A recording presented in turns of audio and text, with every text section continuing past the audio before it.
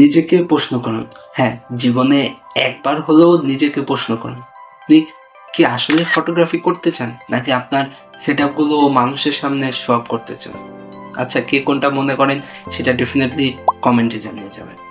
This is day 16 for 30 days 30 short challenge. যদি show off করতে চান তাহলে যেমন চলছে তেমনই চালান, যেমন ফ্রিতে ছবি তুলছেন তেমনই ফ্রিতে ছবি তুলুন। আর যদি প্রফেশনালি ফটোগ্রাফি করতে চান তাহলে আপনার কিছু নলেজ থাকা দরকার। প্রথমে থাকতে হবে ক্যামেরার নলেজ। আপনি কোন ক্যামেরা চালাবেন, কোনটা আপনার জন্য ভালো হবে। দ্বিতীয় হলো লাইট নলেজ। আসলে ফটোগ্রাফি মানেই হচ্ছে লাইট নিয়ে খেলা করা। তৃতীয়টা হলো কম্পোজিশন নলেজ। আসলে আপনি যেটা দেখছেন তার মধ্যে একটা সৌন্দর্য থাকতে হবে। এই কম্পোজিশন নলেজটা আপনার অবশ্যই থাকতে হবে। আর শেষে আপনার এডিটিং নলেজটা থাকতে হবে। যদি এই কটা নলেজ আপনার মধ্যে কিছুটা হলেও থাকে তাহলে আপনার কাজ মানুষে পছন্দ করবে, অনেকেই পছন্দ করবে।